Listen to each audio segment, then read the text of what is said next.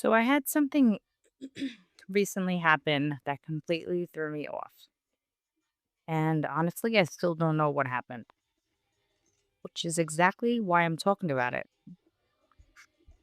Because I think most of us have experienced some version of this. You know, when something happens and you suddenly find yourself replaying it over and over in your head, trying to figure out what you missed.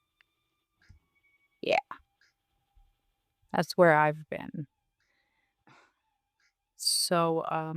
Recently I made a post on social media for people I graduated high school with.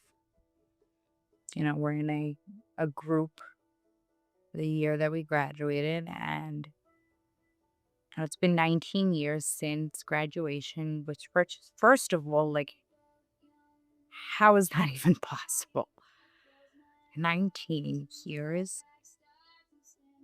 I still feel like 2007 was 3 years ago. My God. Anyway, I made a post asking what everyone was up to these days. You know, just one of those nostalgic posts. I thought it'd be fun. Nothing serious or whatever. People started commenting and talking about jobs and families and life and the usual stuff. And at one point I mentioned that I'd recently started a podcast. And one girl I knew from high school commented asking what the name of the podcast was. So now here's where things get weird. I saw the comment, but I planned on responding, but I didn't answer right away because partially because life happened. I was at Disney with my family, and partially because I'm still building content. And honestly, I was nervous because putting yourself out there is weird. And I don't care who you are; it's weird. It's hard. It's not easy. It's I feel vulnerable. Um, you know, starting a podcast is kind of like standing naked in a room emotionally. People suddenly have access to your thoughts, your experiences, your opinions, your vulnerabilities. And I wasn't quite ready to share it yet. Um, Probably my fault for even saying that I started one. So, but anyway, I figured I'd respond the next day. No big deal. Well, or I thought so. The next day, I got a Facebook message from her. And basically, it said that she has no idea what she did wrong, um, apologizing for whatever it was, and then proceeded to block me. That was it. Like, end of story. No explanation, no argument, no drama. It's like just confusion. I remember staring at my phone thinking like, "Wait, what? What just happened?" I hadn't ignored her intentionally. I wasn't upset or I wasn't offended. And I definitely wasn't avoiding her. I literally just hadn't responded and suddenly she was gone. Blocked, finished. And that's where my brain did what brains do. It started trying to solve the mystery. Like, did I do something wrong? Did she misunderstand something? Did she think I ignored her? Did I accidentally hurt her feelings? Like, should I have answered sooner? Was I rude? And then I had another thought.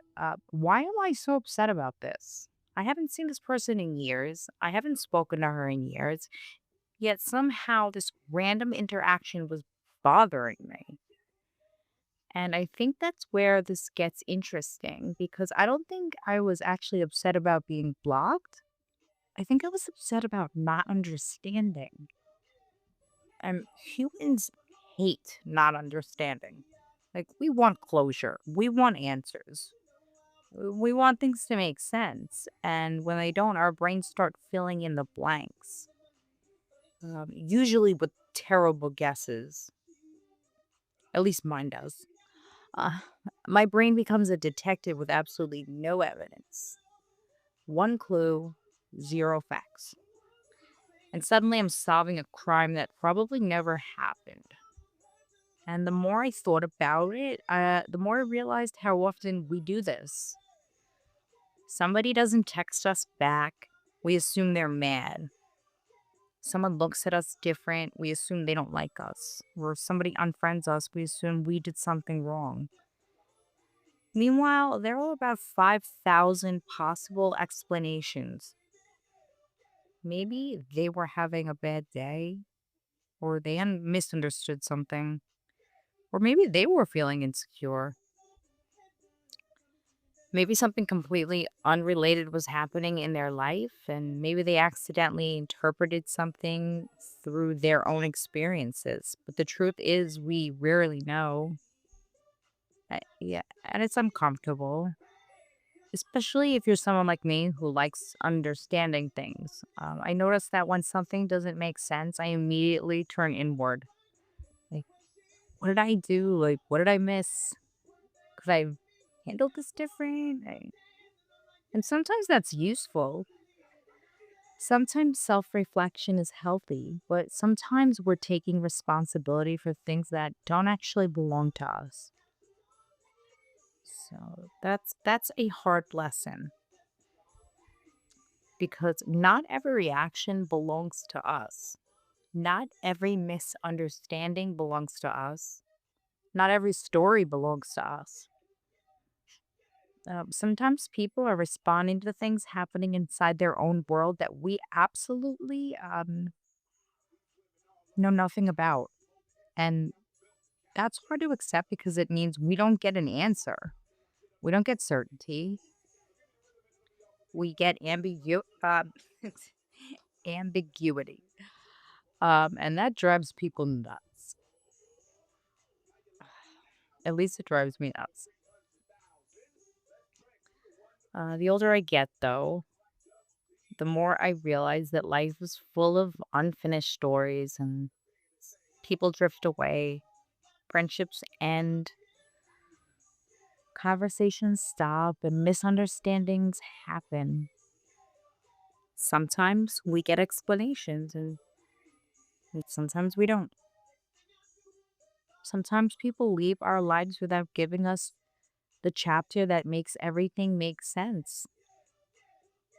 And we have to decide whether we're going to spend the next 10 years trying to solve a puzzle that doesn't have enough pieces or just let it go.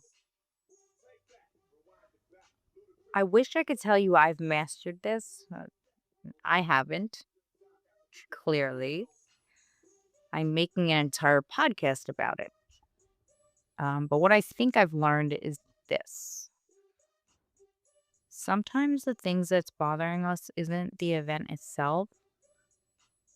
It's the uncertainty. It's not knowing. It's realizing we don't get to control how other people interpret us. And honestly, that's kind of terrifying because most of us want to be understood. And most of us want people to see our intentions. Most of us want to believe that if we're kind and genuine, everyone will understand where we're coming from, but that's not always how life works. People see us through their own experiences, their own wounds, their own fears, and their own stories. And sometimes those stories have absolutely nothing to do with us. So, if by some chance you're listening and you've ever replayed a conversation 100 times, wondered why somebody stopped talking to you, wondered if you did something wrong, or wondered why something bothered you more than it should have, welcome to being human. You're definitely not alone. And as for my mysterious Facebook friend, I genuinely hope she's doing okay. I really do. I don't know what happened. I may never know. And maybe that's the lesson. Sometimes life doesn't give us answers. Sometimes it gives us a really confusing Facebook message and a block button. And then we get a podcast episode out of it. So thank you for listening. Until next time, you got this.